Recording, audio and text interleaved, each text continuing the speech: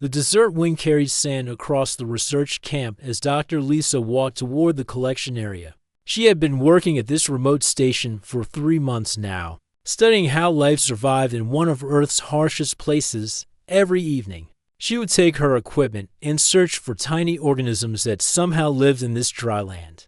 Tonight felt different. The air seemed to shimmer in a way she had never seen before. As a scientist who studied alien-like life forms in extreme places, Lisa thought she had seen everything unusual this planet could offer. But as she walked further from the camp, her instruments started beeping in patterns she didn't recognize. About half a mile from base camp, something caught her eye. A soft blue light was coming from behind a large rock formation. Lisa's heart started beating faster. Her training told her to be careful, but her curiosity as a scientist was stronger. She had spent her whole career looking for something extraordinary, and this might be it. As she got closer, the light became brighter. It wasn't like any natural phenomenon she knew. The glow seemed to pulse like a heartbeat, and the air around it felt warm despite the cold desert night. Lisa set down her equipment bag and pulled out her scanner. The readings were unlike anything in her textbooks or research papers. Then she saw it. Rising from what looked like a crystal formation was a figure that made her breath catch in her throat. It was tall, maybe 7 feet, and seemed to be made of light and shadow at the same time. The being's appearance kept changing. Sometimes it looked human-like. Other times it appeared to be something ancient and otherworldly that her mind could barely understand. Lisa stood frozen. Not from fear, but from pure amazement. This was the moment every scientist dreams of. First contact with something beyond Earth. The being turned toward her, and suddenly Lisa heard a voice inside her head. It wasn't scary or demanding. Instead, it felt gentle, like a teacher speaking to a student. "Do not be afraid," the voice said without sound. "I have been watching your people, especially those who seek to understand life in all its forms. You are different from the others at your station. Your heart seeks knowledge not for power or fame, but because you truly care about understanding the universe." Lisa found her voice. "What are you? Where do you come from?" The being moved closer, and Lisa could see that what she had thought was a crystal formation was actually some kind of advanced technology. "I am what your people might call a queen, though that word cannot capture what I truly am. I lead my people across many worlds, and we have been observing Earth for a very long time." "Observing us? Why?" "Because every species reaches a point where they must choose their path forward. Your people are approaching that moment. Wars, environmental destruction, the loss of connection with other living things, these are the challenges that will determine your future." Lisa's scientific mind was racing with questions, but the being continued speaking in her thoughts. "I have come to offer something to a few chosen individuals, people like you, who still believe in the possibility of something better, people who would use knowledge to help, not to harm." The alien queen raised her hand, and in her palm appeared a small orb about the size of a marble. It glowed with the same soft blue light as the crystal formation, but this light seemed alive somehow. Lisa could feel warmth coming from it even from several feet away. "This is a gift," the queen explained. "It will help you understand life in ways your species has never experienced. You will be able to sense the connections between all living things. Your research will advance beyond anything you thought possible. You will help your people learn to live in harmony with the universe instead of fighting against it." Lisa stared at the glowing orb. Her rational mind told her to be careful, to ask more questions, to understand what this really meant. But her heart as a scientist, someone who had dedicated her life to understanding life itself, was drawn to this opportunity like nothing she had ever felt before. "Will it hurt me?" she asked. "No. It will only enhance what is already within you, your compassion, your curiosity, your desire to help. These will become stronger. You will still be yourself, but you will be connected to something much larger." The queen extended her hand toward Lisa. "The choice is yours. I cannot force this gift upon you, but I believe you are someone who could use it to help both your species and mine create a better future." Lisa looked at the orb glowing in the alien's palm. She thought about her research. about all the life forms she had studied that managed to survive in impossible conditions. By working together, she thought about the problems facing Earth and humanity. Maybe this was the breakthrough that could change everything. Without really understanding why, Lisa reached out and took the orb. The moment it touched her skin, she felt a warm sensation spread through her body. It wasn't painful or scary. It felt like coming home after a long journey. "Thank you," the Queen said, and Lisa could hear something like relief in the mental voice. "You have made a choice that will change not just your life, but potentially the future of your entire world." The alien queen began to fade like mist. In the morning sun, remember, Dr. Lisa, great gifts come with great responsibility. Use this wisdom well. Lisa stood alone in the desert, holding the glowing orb in her hands. The crystal formation was gone, leaving only sand and rocks. For a moment, she wondered if it had all been a dream brought on by the desert heat and isolation. But the orb in her hands was real and warm. As she walked back to camp, Lisa felt different somehow, more aware of the tiny life forms around her, more connected to the vast universe above. She had no idea that this moment of wonder and scientific curiosity had just set in motion events that would challenge everything she believed about identity, freedom, and what it truly means to be human. The gift felt like the beginning of something wonderful. She had no way of knowing it might also be the beginning of the end of everything she held dear. 3 weeks had passed since that strange night in the desert, and Lisa's life had become something she never could have imagined. The small glowing orb now sat on her desk, looking like an ordinary paperweight to anyone else, but Lisa knew better. Every day brought new changes that both excited and worried her. It started small. On the morning after her encounter, Lisa woke up feeling more alert than she had in years. Her usual cup of coffee sat untouched as she realized she didn't need it anymore. Her mind felt clear and sharp, like someone had cleaned a dirty window. And suddenly everything was bright and detailed. But the real changes began when she went back to her research. Lisa had been studying tiny bacteria that lived in the harsh desert soil. Before, she would spend hours looking through her microscope, taking notes, and trying to understand how these organisms survived. Now, something incredible was happening. As she looked at the bacteria samples, she could somehow sense what they were doing. Not just see it, but actually feel their struggle to find water, their methods of sharing nutrients with each other. It was as if she could understand their tiny communications, their ways of working together to survive in the desert heat.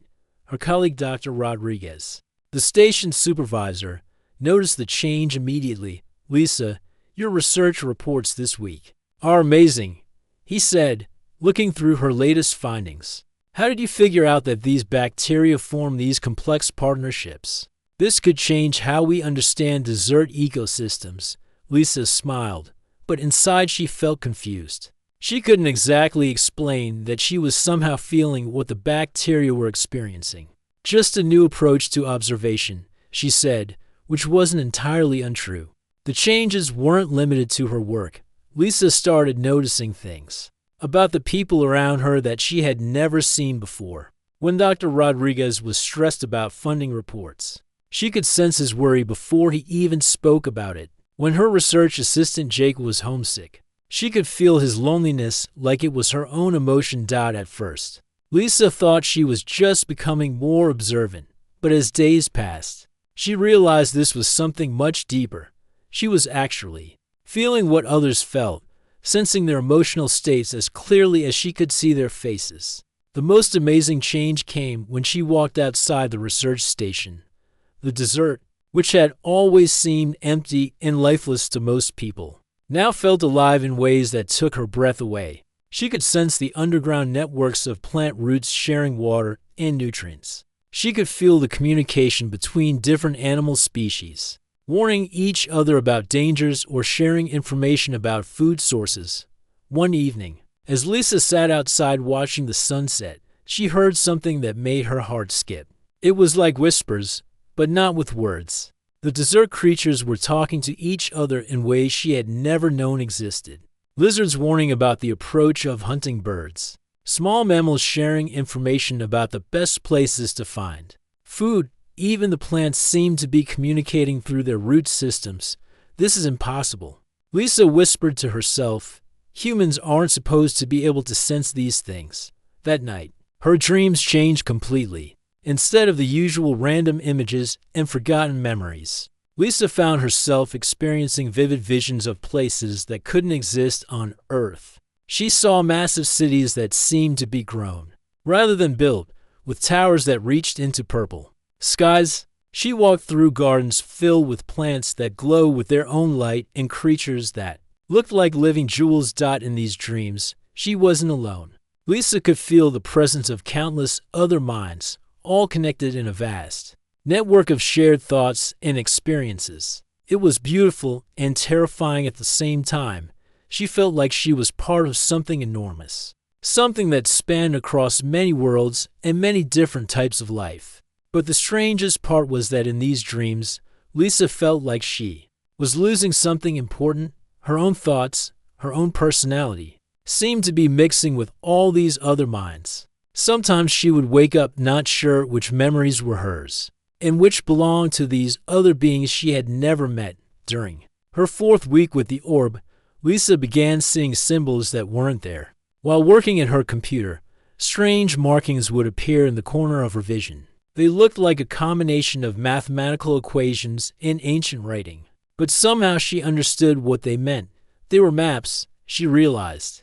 Not maps of places on Earth, but routes through space and time that connected different worlds. Without thinking about it, Lisa started drawing these symbols in her notebook margins. When she looked at her drawings later, she was amazed by their complexity. The patterns showed pathways between stars, methods of traveling vast distances instantly, and ways of connecting minds across impossible spaces. Dr. Rodriguez found her one afternoon surrounded by papers covered in these strange diagrams. Lisa, what are you working on? These drawings are incredible, but they don't look like anything related to our bacteria research. Lisa looked at her work and felt a chill run through her body. She had no memory of drawing most of these symbols, yet her hand had created page after page of detailed diagrams that seemed to contain knowledge she shouldn't possess.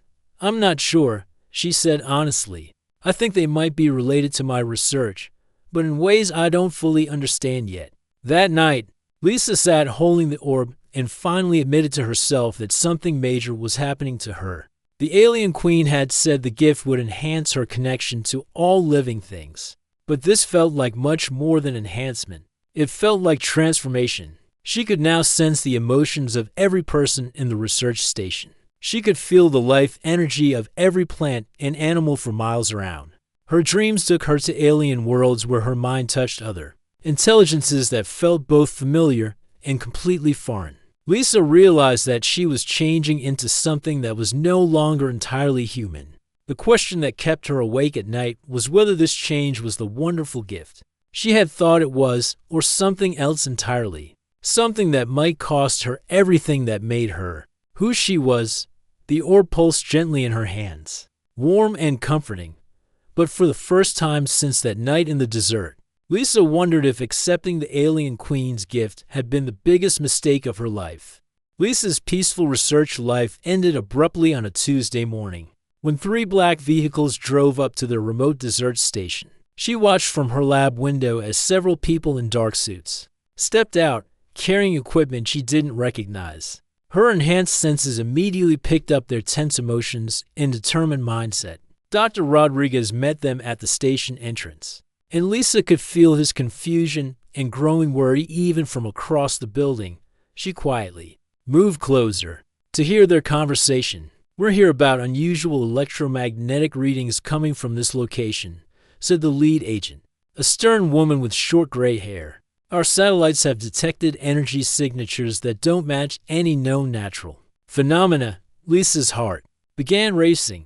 She knew exactly what they were talking about. The orb in her possession had been pulsing stronger each day, and apparently, it was creating signals that could be detected from space. Rodriguez looked genuinely puzzled. We're just a biological research station. We don't have any equipment that would create electromagnetic disturbances. The agent's eyes narrowed. We'll need to interview all your staff and examine your facilities. This is a matter of national security. As the agents began setting up their equipment, Rodriguez quietly found Lisa in her lab, but instead of the concerned supervisor she expected. His expression was different. There was something in his eyes she had never seen before, a knowing look that made her stomach drop. "Lisa, we need to talk," he said, closing the lab door behind him. "I think you know why they're here." "What do you mean?" Lisa asked. But her enhanced abilities were already picking up something disturbing. Rodriguez's emotional state wasn't confusion or worry. It was anticipation, like someone who had been waiting for this moment. "I've been watching you for the past month," Rodriguez said quietly. "The changes in your research, your behavior, the way you seem to know things you shouldn't know. I've seen it before." Lisa felt a chill run through her body. "Seen what before?" Rodriguez walked to his desk and pulled out a thick file. 3 years ago, I was contacted by an international organization that monitors unusual contacts. They told me that someone at this station might eventually show signs of extraterrestrial influence. They asked me to watch and report if anything strange happened. Lisa's mind raced. "You've been spying on me." "Not spying. Protecting." "Lisa, you're not the first person this has happened to.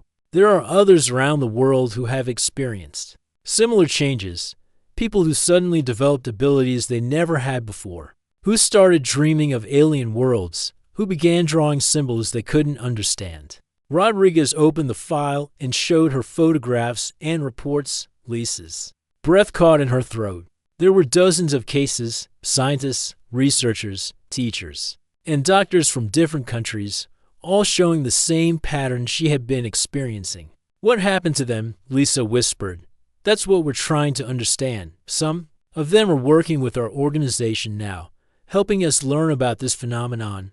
Others." Rodriguez paused. "Others have disappeared.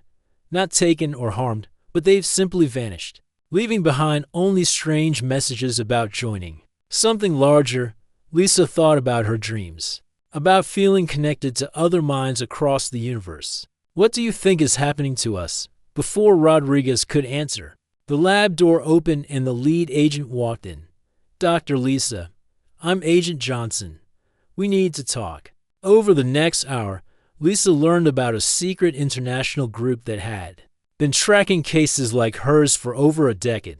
Agent Johnson explained that they had identified 47 people worldwide who had received mysterious objects from unknown sources and subsequently developed extraordinary abilities. "We call them gifted individuals," Johnson said, "and we've discovered some disturbing patterns. The objects they received appear to be changing their brain structure, creating new neural pathways that connect them to something else." Lisa's hands trembled as she realized they knew about the orb.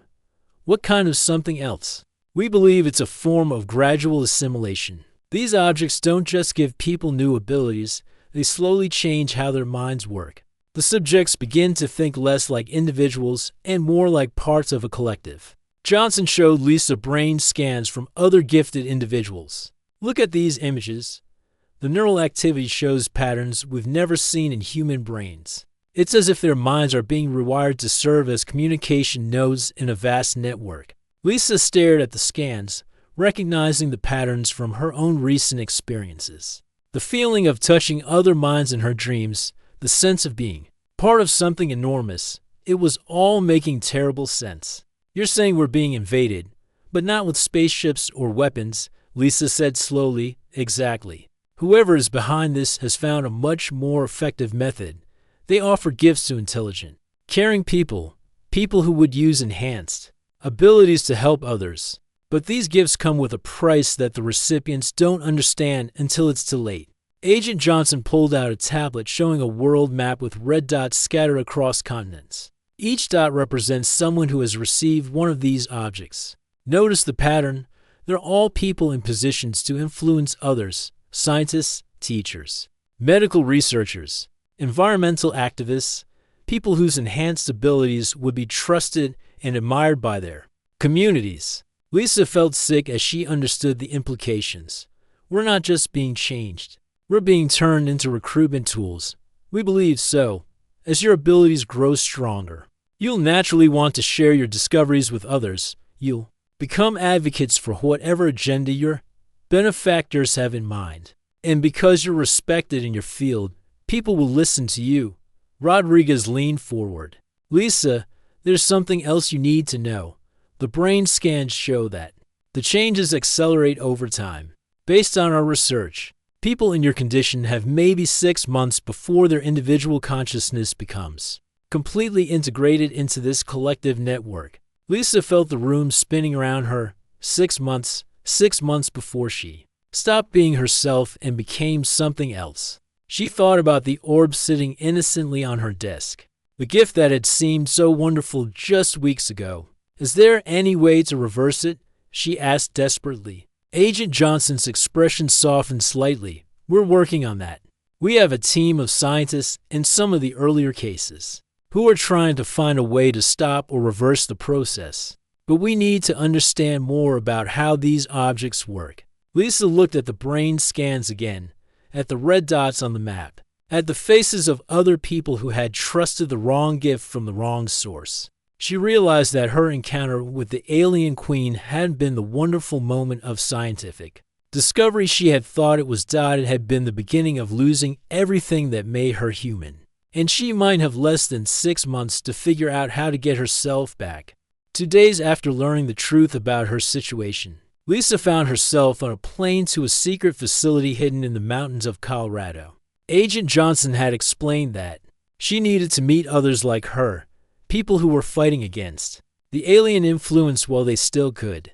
The facility looked like an ordinary research center from the outside, but Lisa's enhanced senses immediately picked up something different. The building hummed with a strange energy, and she could feel the presence of minds that were both human and something more. Dr. Elena Martinez met them at the entrance. She was a woman in her 40s with kind eyes but an expression that spoke of someone who had seen too much. What struck Lisa immediately was that she couldn't sense Elena's emotions the way she could with everyone else. Welcome, Lisa, Elena said. I know this is overwhelming, but you're safe here. I received my gift 3 years ago, so I understand exactly what you're going through. As Elena led them through the facility, Lisa saw something that gave her the first hope she had felt in days. There were 12 other people there, all working on various projects, all with the same slightly otherworldly awareness that Lisa recognized in herself. These are all people who have received the objects? Lisa asked. Yes. But we've learned to fight back, Elena explained. It took me 2 years to figure out how to maintain my individual conscience. This while dealing with the changes. Now I help others do the same. Eleanor brought Lisa to a room filled with meditation cushions and strange-looking machines with wires and sensors. The key is learning to build walls in your mind. The object changes your brain to make you more open to the collective consciousness, but human willpower is stronger than they expected.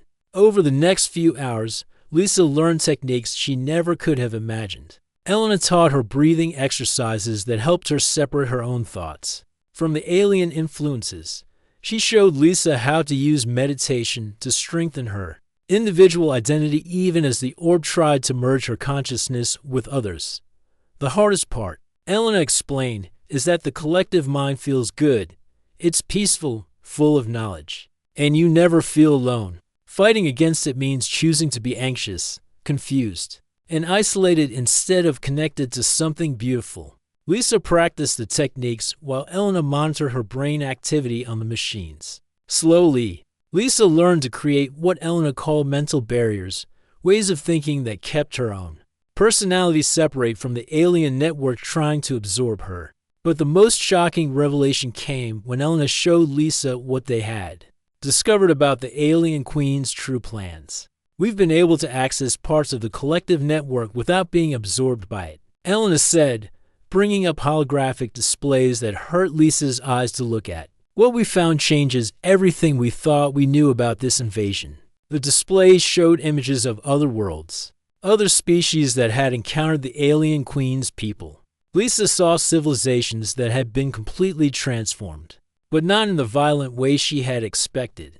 Look at this, Elena said, pointing to images of a planet covered in beautiful crystal cities. This world was inhabited by a species similar to humans about 500 years ago. The Queen's people made contact with them the same way they did with us. Lisa studied the images. The beings living in the crystal cities looked peaceful and advanced. But there was something missing in their faces. They moved in perfect coordination, worked together flawlessly, but their eyes seemed empty of individual personality. They're not dead, Elena continued. They're just not themselves anymore. Every single being on that planet thinks and acts as part of the collective.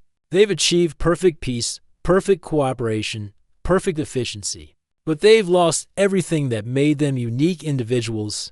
Elena showed Lisa dozens of other worlds, all with the same story. Advanced civilizations that had welcomed the Queen's gifts and had been gradually transformed into perfect, peaceful, and completely uniform societies. The alien Queen genuinely believes she's helping us, Elena said, from her perspective.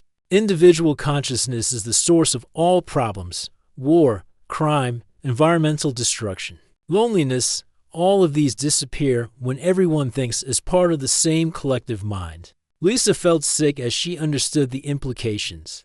She's not trying to destroy humanity. She's trying to save us by making us stop being human. Exactly.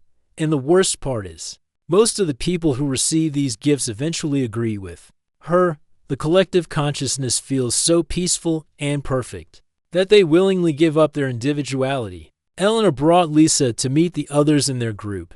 There was Dr. James, a former NASA scientist who had been fighting the influence for 2 years. Dr. Priya, a medical researcher from India who had learned to use her enhanced abilities to help people while maintaining her independence. Dr. Carlos, an environmental scientist from Brazil who had almost been completely absorbed before learning Elena's techniques. Each of them had a story similar to Lisa's. Brilliant people who had been chosen for their compassion and desire to help others, who had accepted beautiful gifts without understanding the true cost. The Queen's people have been doing this for thousands of years, Dr. James explained during their evening meeting. They spread across the galaxy, finding intelligent species and offering them evolution into something better. From their perspective, they're missionaries bringing peace and enlightenment. But we've discovered something they didn't expect, Dr. Priya added. Human consciousness is more stubborn than the other species they've encountered. Some of us can fight back in ways that surprise them. Elena stood up and looked at each person in the room. Which brings us to why you're really here, Lisa. Your connection to the Queen was stronger than most of ours.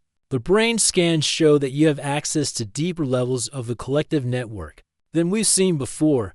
Lisa felt a mixture of fear and excitement.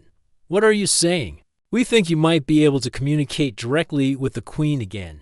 Not to surrender to her, but to propose something that's never been tried before. A real partnership between our species. Instead of assimilation. Dr. Carlos leaned forward. We've been developing a plan for months, instead of just resisting the collective consciousness. We want to show the Queen that humans can contribute something valuable while remaining individuals. Elena pulled out detailed plans and diagrams. We think there's a way to maintain a connection with their knowledge. Network without losing our individual identities. A kind of voluntary cooperation instead of forced unity. Lisa looked around the room at these remarkable people, who had found a way to fight back against something that seemed impossible to resist. For the first time since learning the truth about her situation, she felt hope. What do I need to do? She asked. Elena smiled. We need you to contact the Queen one more time. But this time, instead of accepting her gift, you're going to offer her something better, a way for both our species to grow and learn together, without either of us losing what makes us who we are. Lisa touched the orb in her pocket, feeling its warm pulse. She was about to attempt something that could either save humanity's individuality or complete her own transformation into something she no longer recognized. But looking around at her new allies, she knew she had to try. Lisa stood in the center of the facility's main room, surrounded by her fellow resistance members. The orb in her hands pulsed with increasing intensity. responding to her decision to make contact with the alien queen one final time. But this time would be different. This time, she wasn't going as a curious scientist accepting a gift. She was going as humanity's representative. Elena had spent hours preparing Lisa for this moment, using the meditation techniques and mental barriers they had practiced. Lisa had learned to access the collective network while maintaining her individual consciousness. It was like being able to swim in an ocean without drowning. Dangerous, but possible with the right training. Remember, Elena said quietly, you're not trying to fight her or reject everything she offers. You're proposing a third option that no one has ever tried before. Lisa closed her eyes and let her consciousness flow into the orb. Immediately, she felt the familiar sensation of her mind expanding beyond her body. But this time, instead of being swept away by the collective consciousness, she maintained her sense of self while traveling through the vast network of connected minds. She passed through layers of alien thought and emotion, sensing the presence of beings from dozens of different worlds. All of them were peaceful, content, and working together in perfect harmony. But as she had learned from Elena's research, they were all essentially the same mind repeated millions of times. Across the galaxy. Finally, Lisa felt the presence she was looking for. The alien queen's consciousness was like a gentle giant in the network, ancient, wise, and genuinely caring, but also utterly convinced that her way was the only path to peace and happiness. You have returned. The queen's voice resonated through the mental connection. I sense that you have learned to resist the gift I gave you. This is unexpected. Lisa carefully maintained her mental barriers while projecting her thoughts toward the queen. I've returned because I want to talk to you about what you're trying to do for humanity. You wish to refuse the evolution I offer. That would be unfortunate. Your species is destroying itself and your world. Soon, you will face wars and environmental collapse. That will end your civilization. I can save you from that fate. I know. You want to help us, Lisa replied, and I've seen the worlds where your people have brought peace. But I've also learned something about humans that you might not understand. Lisa projected memories from her time with the Resistance. Elena's determination to maintain her individuality while helping others, Dr. James's creative solutions that came from his unique perspective, Dr. Priya's compassion that was strengthened by her personal experiences of struggle and growth. Look at these people, Lisa continued. They're not perfect, and they're not always at peace, but they're individual. Differences make them stronger, not weaker. Their struggles and disagreements lead to new ideas and solutions that a unified mind might never discover. The queen's presence seemed to pause, as if considering this perspective for the first time in centuries. But individual consciousness leads to conflict, suffering, and destruction. I have seen it countless times across many worlds. Yes, it can, Lisa admitted, but it also leads to creativity, growth, and the kind of love that comes from choosing to care about others despite your differences. The peace you create is beautiful, but it's the peace of an empty room, not the peace of people who have learned to live together while remaining themselves. Lisa then did something that surprised even herself. Instead of just arguing against the queen's plan, she offered an alternative that no one had ever presented before. What if there was a way for our species to work together without one of us losing what makes us who we are? Lisa projected. What if humans could share knowledge and cooperation with your people while keeping our individuality through the network? Lisa shared the Resistance's research and discoveries. She showed the queen how humans had learned to access the collective consciousness while maintaining their personal identity. She demonstrated how this led to new insights and solutions that purely individual or purely collective minds couldn't achieve. We could be partners, Lisa continued. Your people have incredible knowledge and wisdom that could help us solve our problems. Our people have creativity and adaptability that might help your civilization continue growing instead of staying the same forever. For the first time in their mental conversation, Lisa felt uncertainty from the queen. This has never been attempted. The risk of failure, of continued suffering, would be enormous, but so would the potential for something new and wonderful. Lisa replied. Your way guarantees peace, but it also guarantees that nothing truly new will ever happen again. Our way is messier and more dangerous, but it leaves room for both species to become something better than either could be alone. Lisa then made her boldest move. Using her unique connection to the network, she broadcast her proposal not just to the Queen, but to all the gifted humans around the world who were connected to the collective consciousness. She shared Elena's techniques for maintaining individuality, the Resistance's discoveries, and the vision of true partnership between species. The response was immediate and overwhelming. Across the globe, gifted humans who had been slowly losing themselves to the collective suddenly found ways to reclaim their individual consciousness, while keeping their enhanced abilities. It was like watching flowers bloom in fast motion as dozens of unique human minds reasserted themselves within the alien network. The Queen's surprise rippled through the entire collective. Your species continues to exceed my expectations, even under the influence of our consciousness network. You find ways to remain unpredictably yourselves. Lisa felt hope building in her chest. Does that interest you? The possibility of working with minds that might surprise you, challenge you, and help you see things in new ways? There was a long pause as the Queen considered this unprecedented situation. Finally, her response came with what felt like the mental equivalent of a smile. Very well, your proposal intrigues me. We will attempt this partnership you described, but as a careful experiment. Some of your people will work with some of mine, sharing knowledge and perspective while maintaining your individual natures. And if it works, Lisa asked, then perhaps both our species will discover something neither could have achieved alone. But if your individuality leads to conflict and harm, we reserve the right to return to our original plan. Lisa felt the connection beginning to fade as the Queen prepared to withdraw from direct contact.